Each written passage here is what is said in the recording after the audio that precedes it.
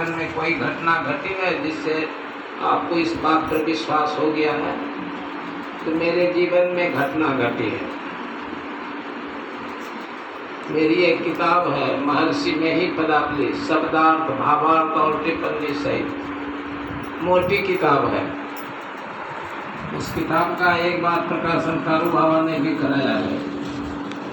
एक बार पैसे के अभाव में चिंतित था कि मेरी किताब कैसे छपेगी।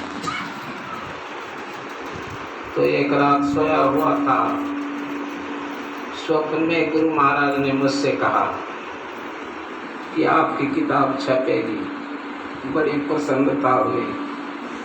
सवेरा हुआ, एक दो दिन के बाद कुप्पा घाट आश्रम से तपेश्वर जी आए। प्रेस में मैनेजर का काम करते थे, यहीं आए। उन्होंने कहा कि कुप्पा घाट प्रेस में छपाई का काम बंद है, कोई किताब छपने के लिए नहीं है, आप कोई किताब दीजिए, वहाँ छपेगी। तो मैंने कहा कि मेरे पास तो पैसे नहीं है, रुपये नहीं है। कहा कि कम से कम कागज भर का पैसा दीजिए।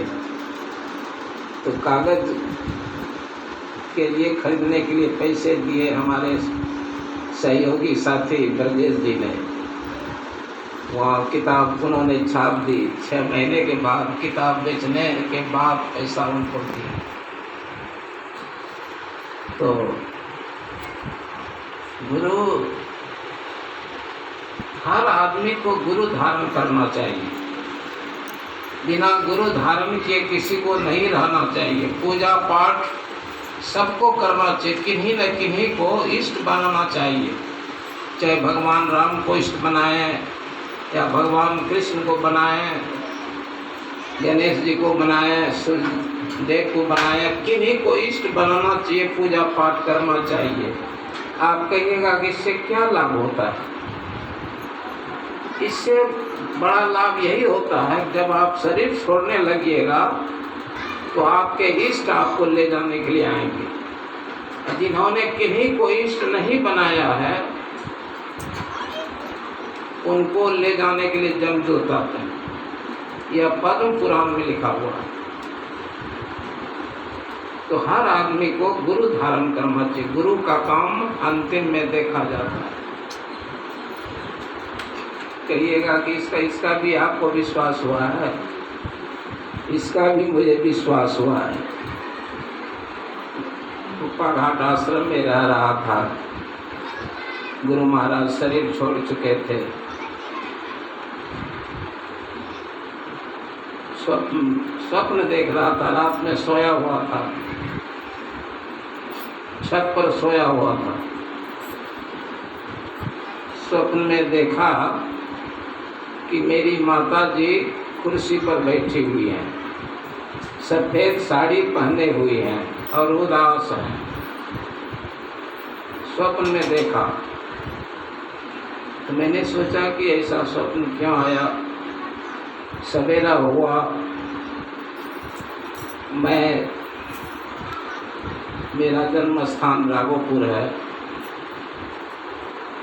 वहाँ जाने के लिए तैयार हुआ।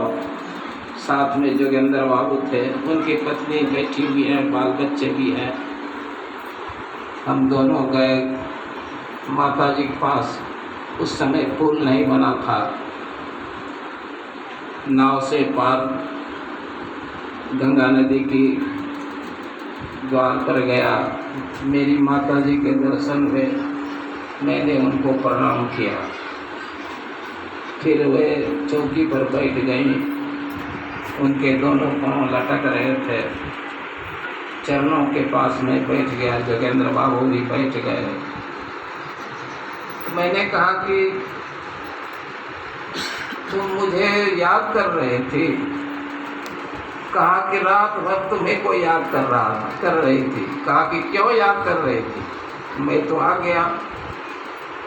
बोले कि अब मैं अधिक दिनों तक नहीं जीऊँगी, इसीलिए तुमको याद कर रहे थे कि मेरे मरने पर, शरीर छोड़ने पर तुम मेरे शरीर को देख कर चले जाओगे, लेकिन मैं तो तुम्हें नहीं देख पाऊँगा, इसीलिए तुम्हें को याद कर रही थी।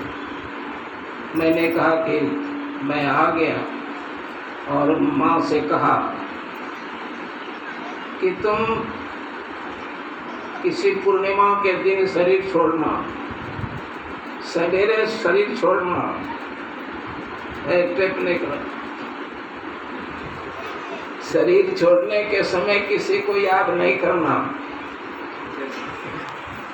जिस बेटा या बेटी से भेंट करनी हो बुला के भेंट कर लो।